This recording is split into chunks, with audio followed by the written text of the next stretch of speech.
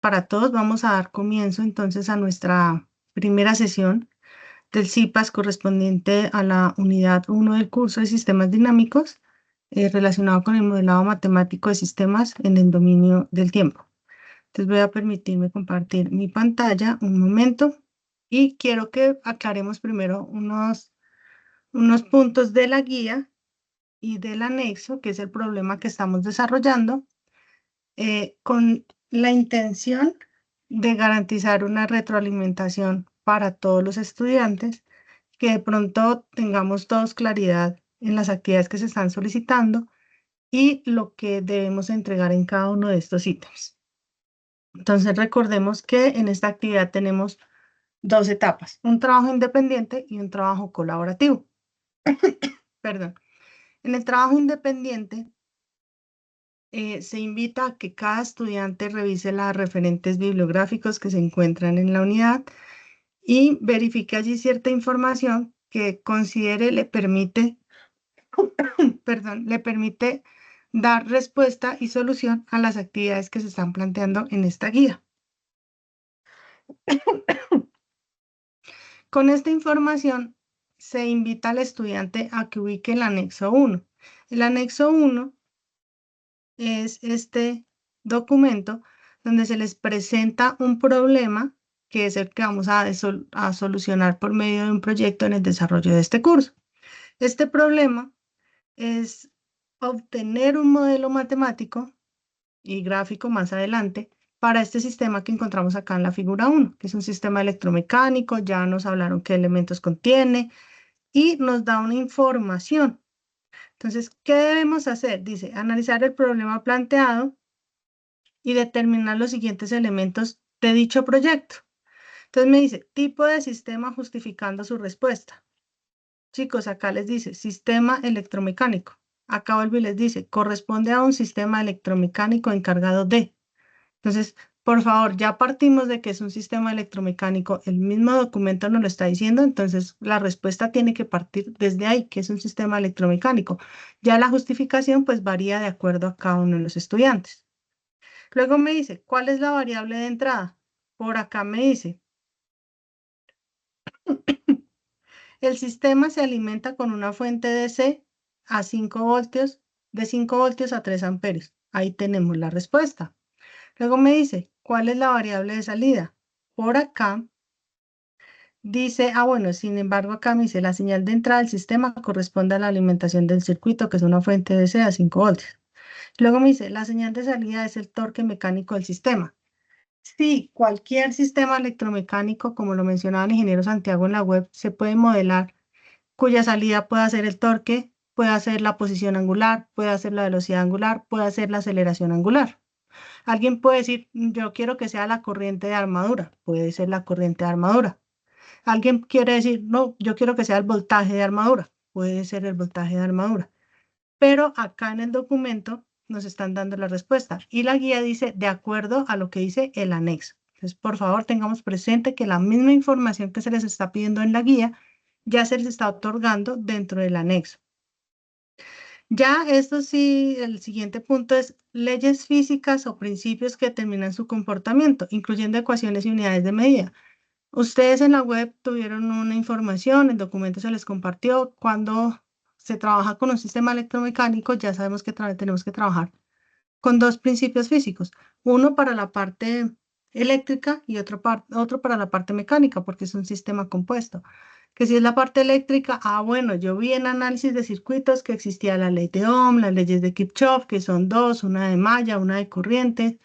Alguien hablaba de pronto de las leyes de Faraday, es válido porque eso es inducción magnética, entonces eso también es válido, pero estamos hablando justo de este sistema. ¿Cuál sistema? El sistema electromecánico que nos dan en el anexo 1. ¿Listo? Para que tengamos mayor claridad. Y finaliza con la relación de los elementos que conforman el sistema. Todos se les están dando. ¿Qué elementos tenemos? Una fuente, una resistencia, una bobina, un rotor de un motor, que el rotor pues va a tener un bobinado, o sea, ya ustedes enfatizan qué tan a fondo quieren llegar con esta información. Pero pues, ¿por qué hablo de esto? Porque quiero que ustedes recuerden que toda la información se les está dando en este documento del anexo 1. No tenemos que ir a buscar información en un elemento externo porque toda la información para el desarrollo del punto 2 del trabajo independiente de la guía es en base a lo que dice el anexo 1. ¿Listo? Luego le solicita que el estudiante ingrese al recurso educativo del objeto virtual de aprendizaje relacionado con modelos de sistemas dinámicos en espacios de estado. ¿Qué les quiero recalcar con respecto a esta OVA? Tenemos que trabajar lo que corresponde al slide 10, que es la autoevaluación. La autoevaluación consta de 3 preguntas. Las 2 primeras son como teóricas y la tercera les dan unas ecuaciones y les dice cómo quedan las ecuaciones de estado de este sistema. Y es ubicar las respuestas allí en los espacios en blanco. Ha surgido que a algunos les aparece error o que es incorrecto cuando ponen los datos. Les he indicado, así como tenemos en cuenta el negativo, también tenemos que tener en cuenta el positivo. Entonces, allí en la OVA, para poder desarrollarla de manera correcta, también tenemos que tener en cuenta los positivos, incluido el cero. El cero, aunque no existan las ecuaciones, no significa que, bueno, aunque no se relacionen las ecuaciones, no significa que no exista. Entonces, nosotros sabemos que cero multiplicado por cualquier variable o elemento, pues se anula, pero sí existe. Entonces, relacionarlo allí. Esto con respecto al trabajo independiente. Una vez el estudiante finalice su participación independiente, se invita a que trabajen en conjunto para el desarrollo del trabajo colaborativo. La mayoría de las participaciones de estas actividades colaborativas han venido presentándose de manera individual. Listo, cada uno hace su aporte, no hay problema, pero sí es necesario que como grupo se organicen para el tema de la entrega final. Por eso en algunas de las retroalimentaciones se les ha indicado que se les invita a desarrollar o a promover o a motivar el trabajo colaborativo dentro de su grupo. Allí tenemos una primera parte y es que se dan dos figuras, dos sistemas representados por medio de dos figuras. Y se les solicita que cada uno identifique si eso es un lazo abierto o es un lazo cerrado. ¿Cuál es la invitación? Por acá en la parte individual me decían, vaya y verifique los documentos o los recursos bibliográficos.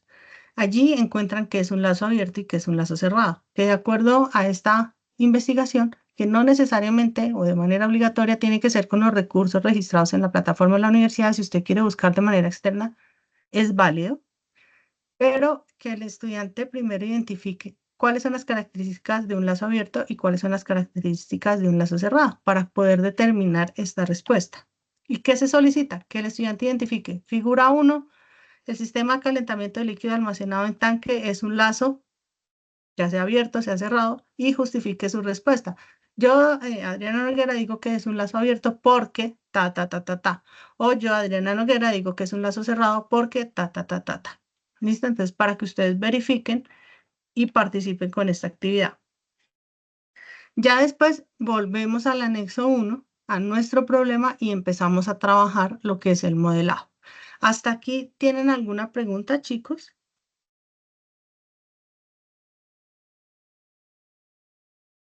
Buenas tardes, La profesora. señora. La verdad es que yo Perfecto. estoy apenas conectando a la clase y cómo yo estaré viendo la grabación y después por ahí. Bueno, aclarar. Bueno, perfecto. De todas maneras, pues reitero, estamos haciendo como una aclaración de las actividades. Entonces, ahora sí, recordemos que las IPAs tenemos 2 sesiones. Entonces, tenemos una primera sesión que es el modelado en el dominio del tiempo y el otro que es la representación por espacios de estados. Entonces, hoy vamos a trabajar la primera parte, que es en el dominio del tiempo, y el siguiente jueves vamos a trabajar la segunda parte, que es la representación por espacios de estados. Entonces, voy a compartir, me confirman si están visualizando en este momento una presentación. Sí, señora. Bueno, muchas Señora, gracias. señora. Bueno, entonces, recordando lo que ya habíamos hablado desde la webconferencia, este es un sistema eléctrico y mecánico, o sea, es compuesto. Como es compuesto, no podemos desconocer que se debe manejar de manera independiente cada uno de esos 2 sistemas. Entonces, estamos hablando de un sistema mecánico. ¿Por qué es un sistema mecánico? ¿Cómo identifico yo que es un sistema mecánico de manera rápida, fácil y sencilla? Los sistemas mecánicos son los que se encargan de garantizarme o generarme un movimiento.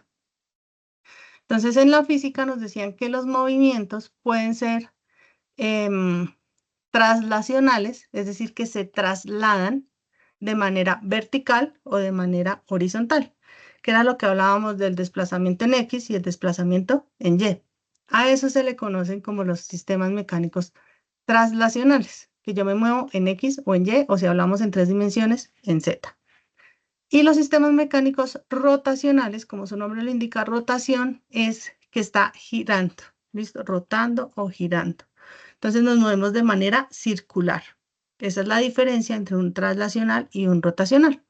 Las leyes son las mismas. Estamos hablando de que partimos de la segunda ley de Newton, pero pues analizando si estamos hablando de un sistema que solo se mueve en X, Y o máximo Z, o si nos movemos de manera circular. Entonces, como estamos moviéndonos de manera circular, de manera giratoria, estamos hablando de un sistema rotacional.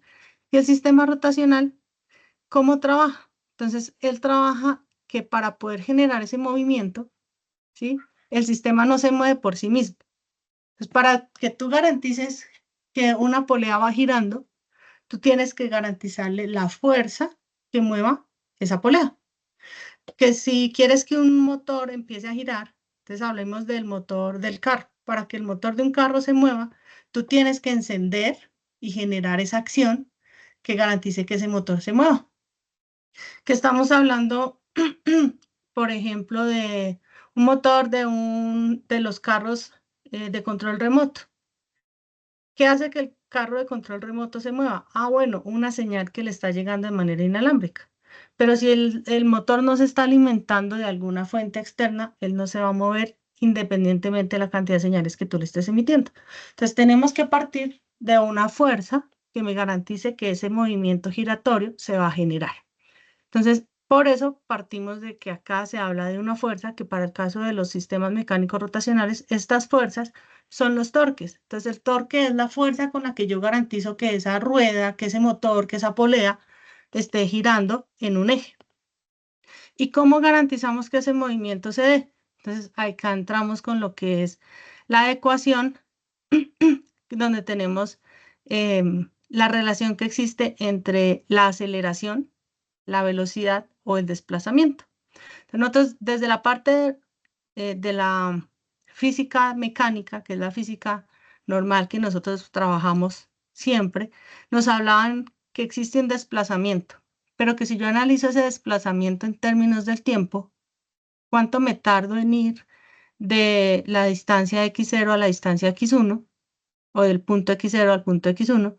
Yo puedo obtener una velocidad con la cual se está moviendo ese cuerpo. Pero que si yo voy a analizar esa velocidad en términos del tiempo, puedo obtener una aceleración con la cual el cuerpo se está moviendo. Entonces, exactamente lo mismo pasa con el sistema rotacional. Solamente que acá no nos, vuelvo y le reitero, no nos movemos en X o en Y, sino nos movemos en un círculo. Pero los principios físicos son exactamente los mismos.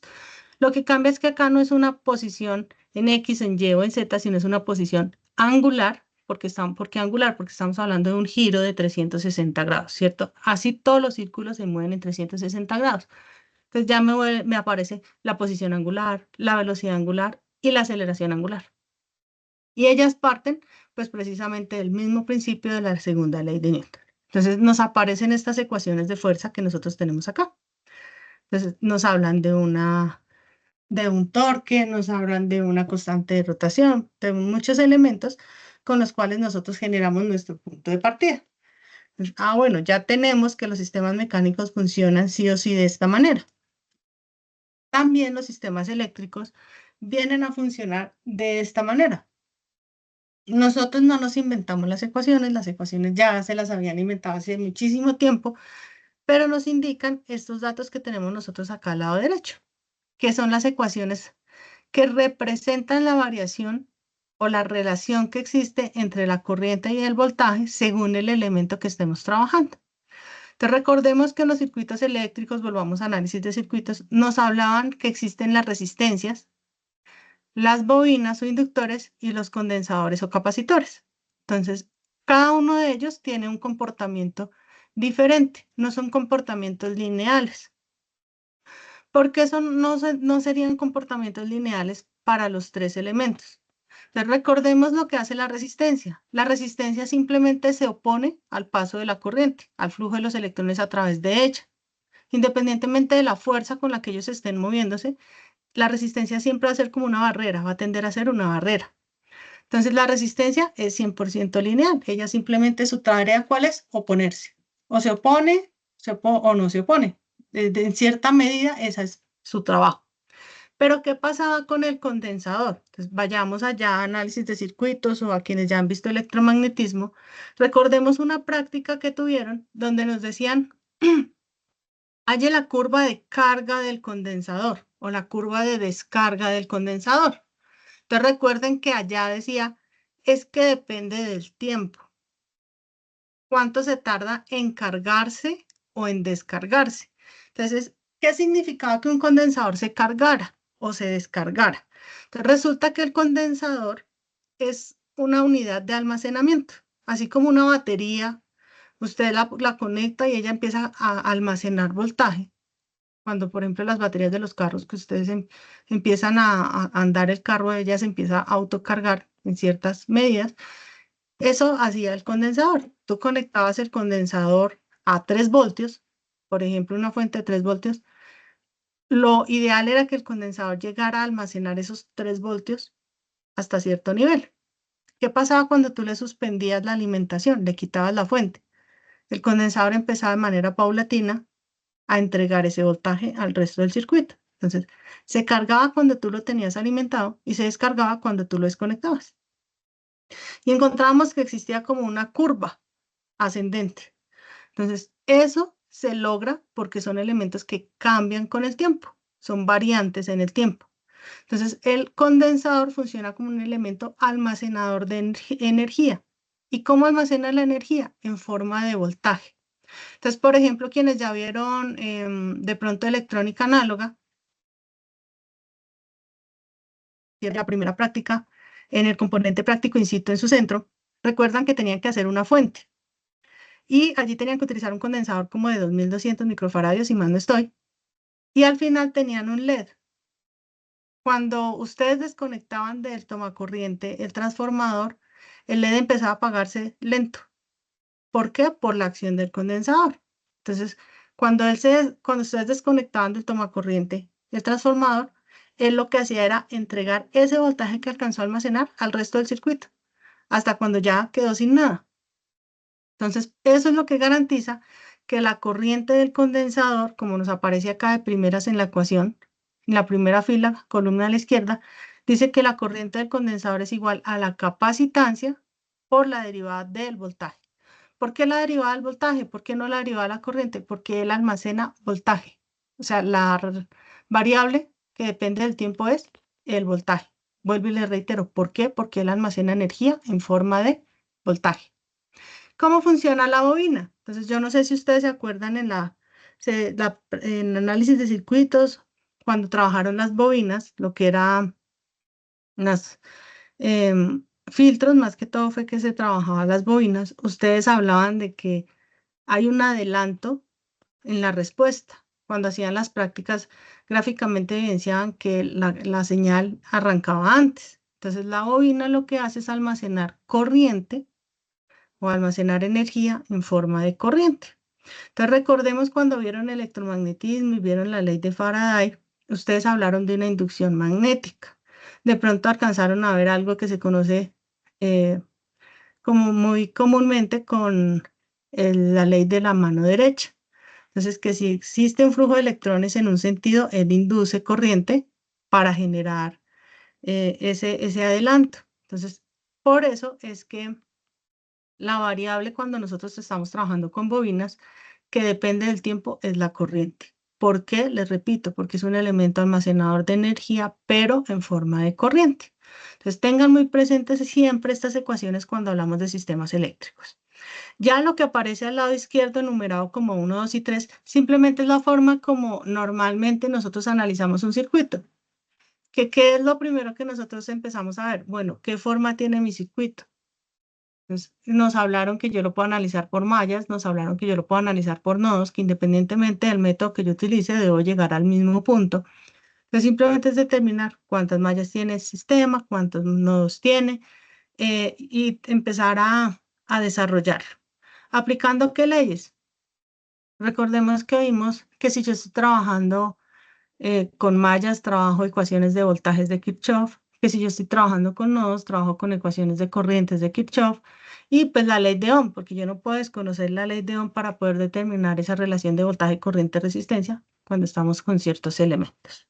Entonces, teniendo claro estos dos puntos de partida, que son los dos elementos base de los sistemas mecánicos rotacionales y de los sistemas eléctricos, nosotros partimos a determinar un sistema compuesto como es el caso que vamos a trabajar. ¿Listo? Entonces, como ya lo habíamos visto, es un sistema compuesto, tengo que hacer los dos análisis, no puedo llegar y decir, solo voy a trabajarlo como eléctrico o solo voy a trabajarlo como mecánico porque no puedo desconocer la naturaleza.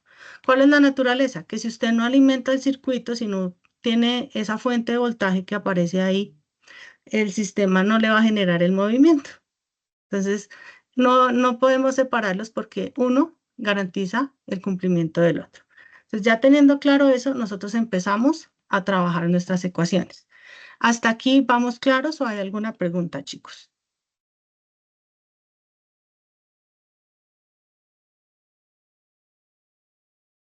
Hasta allí no hay problema, profe.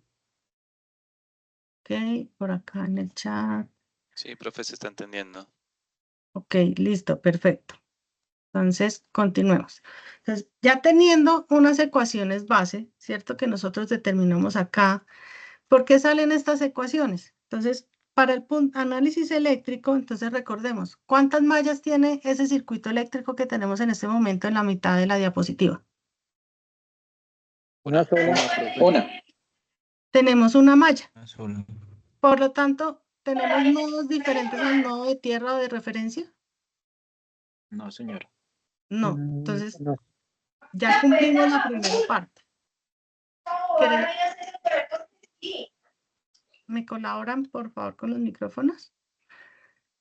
Entonces ya cumplimos la primera parte de un análisis eléctrico que era determinar cuántas mallas y nodos teníamos. Entonces ya sabemos que es una malla, nodos diferentes del nodo de referencia de tierra no tenemos. Perfecto. Ahora sí empezamos a analizar. Entonces voy a analizar una sola malla. No tengo nodos, parto de ecuaciones de voltajes de Kirchhoff. ¿Y qué me dice la ecuación de voltaje de Kirchhoff? Entonces, que la sumatoria de voltajes que entran a un circuito es igual a la sumatoria de voltajes que salen de él, ¿cierto? ¿Cuál sería el voltaje que entra a esa malla? Voltio. 5 voltios. Entonces, ya nosotros sabemos, según el anexo 1, que es una fuente de 5 voltios, ¿cierto? Pero acá, en la imagen, no la tenemos. La imagen en ninguna parte me dice 5 voltios. Entonces, partimos de que es la fuente de voltaje que se llama B. ¿Listo? Entonces, por un momento, no traigamos unidades ni datos que aparecen en el anexo. Por un momento, quedémonos o centrémonos en solo el sistema que tenemos en la figura. ¿Listo? Entonces, ¿cuál es la entrada? La fuente B, que sí es la de 5 voltios, pero por ahora no conozco valores. ¿Listo? Entonces, la fuente B. ¿Y cuál es la sumatoria de voltajes que salen? Las que vamos a encontrar que van a disipar en cada uno de los elementos que conforma. ¿Qué elementos conforman el circuito? Entonces, tenemos una resistencia R, tenemos una bobina L y tenemos una armadura de motor o de rotor que llamamos E. Entonces, ¿qué vendría siendo la sumatoria de voltajes? Ah, bueno, el voltaje que cae sobre la resistencia, el voltaje que cae sobre la bobina y el voltaje de armadura que acá se llama E. Entonces, por eso acá en la ecuación nos aparece que B es igual al voltaje de la resistencia más el voltaje de la bobina más el voltaje E, que es el voltaje del rotor. ¿Qué significa esto que aparecen acá con las flechas? Entonces, que el voltaje de la resistencia, ¿cuál es? Según la ley de Ohm, el voltaje es igual a la corriente por la resistencia. La resistencia es lineal, pues entonces acá no tengo inconveniente, sigue siendo I por R. ¿Cuál es el voltaje de la bobina? Ah, bueno, recordemos que la ecuación del voltaje de la bobina ya existe. No tengo que inventármela. Entonces, L por la derivada de la corriente. Vengo y la reemplazo acá. Simplemente reemplazamos datos. Y el análisis mecánico ya habíamos hallado la ecuación, entonces simplemente la dejamos así. Entonces, ¿qué es lo primero que vamos a hacer? Centrarnos en este sistema. Entonces, acá en la parte superior izquierda, todo el lado izquierdo tengo la parte eléctrica, el lado derecho tengo la parte mecánica. Por el momento, centrémonos en la parte izquierda. Entonces, tenemos la ecuación que ya acabamos de determinar. Perfecto. Entonces, simplemente acá, en la ecuación que estoy señalando en este momento, lo que hice fue reemplazar los datos que acabamos de determinar, que el voltaje de la resistencia es corriente por resistencia, que el voltaje de la bobina equivale a la inductancia por la derivada de la corriente, y que la E sigue siendo la E, o sea, el voltaje de armadura. ¿Pero qué es esa E? Entonces, la teoría en los sistemas electromecánicos me dice que eso se llama como una fuerza contraelectromotriz. ¿Y qué es una fuerza contraelectromotriz?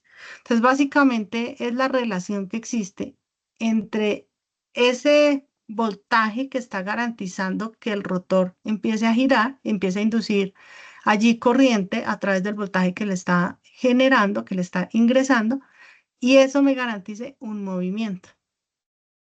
Y existe una ecuación. Y la ecuación de la fuerza contraelectromotriz es igual a una constante contraelectromotriz por la velocidad angular. ¿Pero por qué la velocidad angular? Perdón. Porque acá hablamos de esto, recordemos, es un sistema giratorio, Rotacional. entonces rotacional, gracias. Entonces, por eso estamos hablando de angular. ¿Listo? ¿Qué tendría que hacer? Entonces, simplemente vengo y reemplazo que esa fuerza contraelectromotriz, ya existe una ecuación, yo simplemente vengo y la reemplazo. Listo. Que la idea, ¿cuál era? Según lo que vimos en la teoría, en la webconferencia, que la ecuación diferencial se llama así simplemente por el hecho de que parte de una derivada. Entonces, yo tengo que llegar a ese punto donde tengo mi derivada. Ah, bueno, acá yo ya tengo una derivada. Entonces, quiero despejar esa variable. Entonces, despejo esa variable y simplemente todo lo que estaba positivo sumando con esa variable va a cambiar y va a pasar al otro lado con la función contraria. ¿Cuál sería lo contrario a la suma? La resta. Entonces, por eso me queda que la bobina por la inductancia, perdón, por la derivada de la corriente de la bobina es igual al voltaje de la fuente menos la corriente por la resistencia menos lo que acabamos de determinar de la fuerza contraelectromotriz. Perfecto. Y ahora me dice, la inductancia está multiplicando. Yo quiero tener mi derivada sola. Entonces, está multiplicando, va a pasar al otro lado del igual a ejercer la función contraria. Si estoy multiplicando, la función contraria sería pasar a dividir. Por eso pasa acá a dividir. Pero, cuidado, entra a dividir toda la expresión que está al lado derecho. No solo uno de los términos, sino todos los términos. ¿Hasta acá estamos claros o hay alguna pregunta? Está claro. Señora. Listo, Una pregunta, profe. señor. ¿Eso se va a realizar matemáticamente? O sea, ¿se va a resolver matemáticamente? No. Recuerden que en la webconferencia el ingeniero Santiago les reiteró que aunque hablamos de, o sea, esto se llama una ecuación diferencial y que quienes ya vieron el curso de ecuaciones diferenciales aprendieron que hay métodos para resolverla, acá no tenemos que resolverlas, porque la idea es que vamos a aprender otros métodos un poco más sencillos desde la línea del control para resolverlas. Entonces, para entender por qué no nos vamos con un desarrollo matemático desde acá a resolver una ecuación diferencial, sino porque utilizamos otras técnicas que nos hacen un poco más sencillos estos procesos. Entonces, esto no tenemos que resolverlo. Pues en este caso lo que es esa derivada no se resolvería por de tutora. No, no se resuelve. Se deja Ok. enunciada, O sea, solamente planteada, ¿cierto? planteadas. Ajá. Vale, muchísimas gracias, tutora. Bueno, Profe, disculpe, o sea, estas ecuaciones son solo para ver ejemplo, ¿no? Es como un ejemplo, una explicación y ya, pero no se van a desarrollar, es lo que entiendo. no se van a resolver. Ah, ok, listo, muchas gracias. Bueno, entonces ustedes se preguntarán, ¿por qué acá yo relaciono IL en mayúscula y por acá yo relaciono I en minúscula? ¿Por qué esa diferencial? ¿Hay alguna diferencial o no debería existir esa diferencial? Les hago la pregunta. Que corresponde a corrientes diferentes. ¿Y serían Una corrientes para diferentes? de cada elemento, profe. Bueno, cada elemento tendría su corriente, pero volvamos al circuito. ¿La corriente sería la misma o la corriente es diferente? Es la misma. corriente es Es la, La misma, porque está en es la serie. misma. Sí, sí. Es la misma. Misma ¿Por porque está en qué? serie. Porque El están en circuito está en serie. serie. Ajá. Entonces, realmente era estratégico para el momento de la explicación dejarlas así, pero sí quiero que tengan la claridad de eso. Es un circuito en serie, los elementos están en serie, la corriente va a ser la misma. Entonces, independiente de si yo la llamo IL en mayúscula o la llamo I en minúscula. Pero les reitero, es para este caso, ¿no? No significa que en todo se haga igual. Es para este caso porque los elementos están conectados en serie. ¿Listo? Entonces, dejemos aquí un momento, ya hasta aquí vamos claros con la parte eléctrica. Vamos con la parte mecánica. Entonces, la parte mecánica me dice que existe la ecuación, que ya la veníamos revisando. Acá me habla de tau. Ese tau es el mismo torque del motor. Entonces, ustedes en el anexo tienen denominado como TM, ¿sí? El torque mecánico. Es este mismo tau que aparece en la ecuación. ¿Listo? Para que lo tengamos claro. Y acá lo único que hice fue, bueno, a mí me dieron un valor de J, me dieron un valor de B, y tau sé que es la salida. ¿Por qué sé que es la salida? Porque acá me dijeron, su salida es el torque, ¿cierto? Entonces no hay problema. Por acá me han dicho que... la constante Ka, por acá me dijeron la constante Km, por acá me dijeron el momento de inercia J es de este valor, la constante de fricción de viscosa del motor es de este valor, entonces son valores constantes. ¿Qué me interesa? Lo que tengo dentro de la derivada, despejarlo, ¿cierto? Entonces, bueno, ya me están dando información. En la primera ecuación tengo qué elemento en la derivada, la corriente, ¿cierto? Y en la segunda ecuación, ¿qué elemento tengo en derivada? La velocidad. ¿Eso qué significa? Que pues efectivamente esas son las dos variables del sistema. Entonces, bueno, ya sé que hay dos variables de estado del sistema. Por lo tanto, es un sistema de qué orden. De primer orden. De primer orden. De primero, Lineal. profe. Primer orden lineal. Pero tenemos dos variables, Segundo orden. Sí, orden 2. Segundo orden orden. 2. Entonces, a pesar de que la sí. ecuación, si yo les hubiera Es lineal. preguntado, ¿esta ecuación es de qué orden? Sí, era de primer orden. Pero como les estoy preguntando, es el sistema de qué orden, entonces, bueno, el sistema tiene dos variables, entonces es de orden De 2. segundo ¿Listo? orden. Entonces, acá lo único que hice fue lo mismo. Y acá no era 1 sobre L, ¿sí? Era 1 sobre J. Entonces, 1 sobre J. ¿Por qué 1 sobre J? Porque J está multiplicando la derivada, y pues lo necesito despejar, pasa al otro lado a la función contraria, que es dividir. Y si se dan cuenta, multiplica toda la ecuación. ¿Listo? ¿Hasta aquí vamos claros? Una pregunta. Sí, ¿No profe. sería mejor poner en términos de I, de corriente? ¿EDT en términos de corriente? Ya. ¿En dónde? ¿En cuál de las dos Ahí ecuaciones? donde, en la de la izquierda. ¿Acá? ¿O acá? ¿O te refieres a esta B?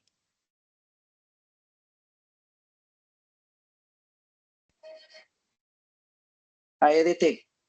Dice que EDT es igual a la constante contraelectromotriz por la velocidad angular. ¿No sería ok. mejor colocar, digamos, EDT en términos de I? Pero es que la fuerza contra electromotriz es con respecto a la velocidad, porque acá habla con respecto al movimiento. La que tiene la equivalencia es el torque. El torque sí es la que depende de la corriente. La fuerza, o sea, la relación indica que si existe, ¿me colaboran con el micrófono, por favor? Si existe, la teoría que me dice que si existe un voltaje, me genera una velocidad. Y si existe un torque, es derivado de una corriente. ¿Sí? Entonces no puedo decir que el voltaje va a depender de la corriente porque el que tiene la relación con la corriente es el torque más no el voltaje. ¿Listo? Pero si decimos que el voltaje es igual en la armadura, sería igual al torque por la corriente. Pero es que no es tan directa la relación. ¿Qué? Porque depende Ok, de lo todos los entiendo. ¿Por qué? factores mecánicos que tiene el sistema. Entonces, tú puedes hacer la relación y dices, esta relación es así, pero no todos los sistemas trabajan con esa relación. Entonces, pero te digo, la teoría me dice que si hay un voltaje, me garantiza un movimiento y el movimiento me lleva a una velocidad. Y si yo tengo un torque, que es la fuerza, es porque hay una corriente que está circulando garantizándome esa fuerza. Entonces, pero te digo, la relación de la fuerza contra la electromotriz es con la velocidad y el torque es con la corriente. No puedo Es decir, desconocer Listo, que si hay gracias. voltaje, o sea, la- es porque el sistema es electromecánico, o sea, no puedo desconocer que claro, el voltaje que genera el movimiento y que la corriente me garantiza la fuerza. No lo puedo desconocer.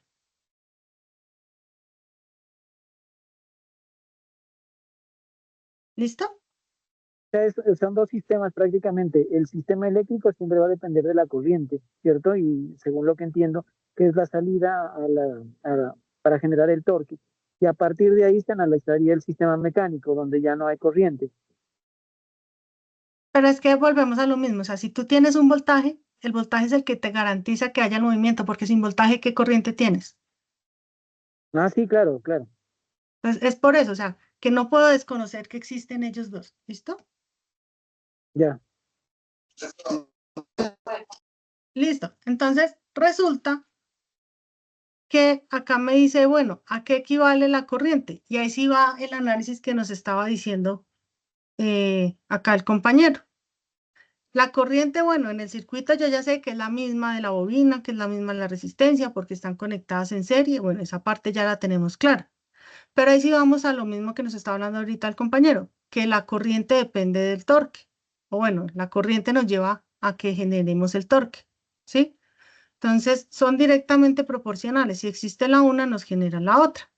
Entonces, acá está la ecuación que el compañero nos estaba diciendo, del torque. Pero entonces vuelvo y le repito, yo no puedo desconocer que la corriente es la que me genera el torque y que el voltaje es el que nos genera la velocidad. Entonces, recordemos por qué tenemos que tener presente esto y es alguna de las retroalimentaciones que les hemos generado en el foro.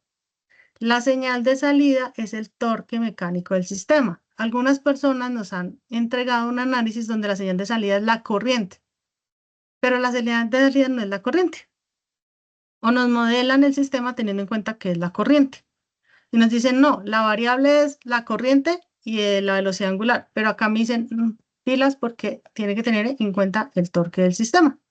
Entonces, acá tenemos que garantizar esa equivalencia. Entonces, despejamos la corriente y me dice que la corriente es el torque sobre la constante que nos genera este movimiento. Simplemente, ¿qué hacemos? Donde teníamos I, vamos a reemplazar por esta ecuación que acabamos de despejar. ¿Dónde teníamos I? En la derivada y multiplicando la resistencia. Esos son los valores que venimos y reemplazamos acá. Los voy a señalar en rojo para que sepamos dónde lo estamos reemplazando.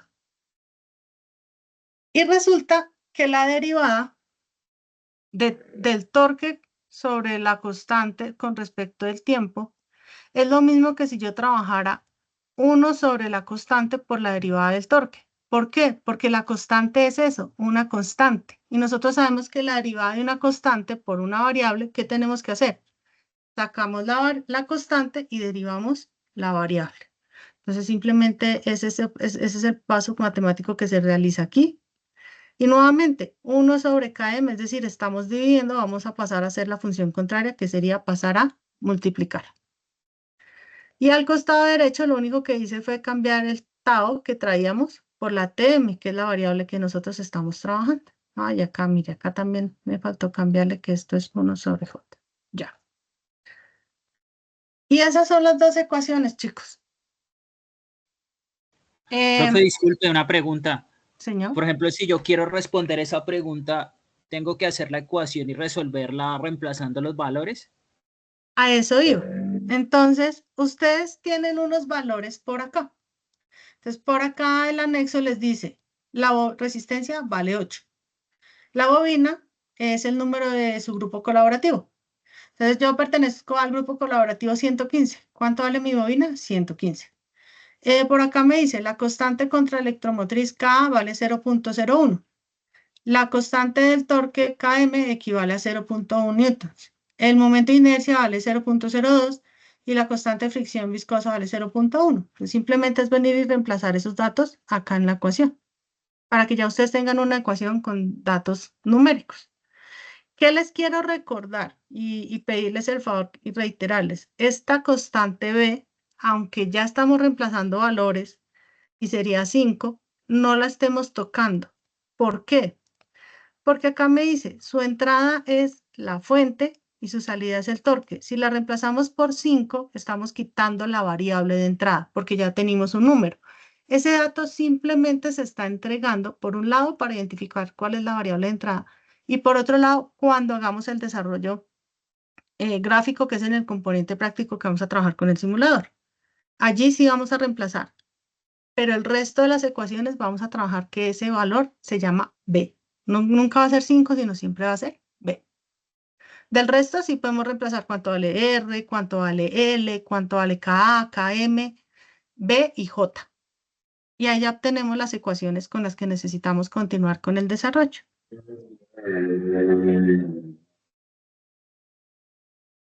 Tutora, tengo una pregunta. En Señor. caso, o sea, nosotros también tendríamos que hallar lo que es los valores del voltaje en la resistencia y en ese caso la bobina y en el rotor, ¿sí?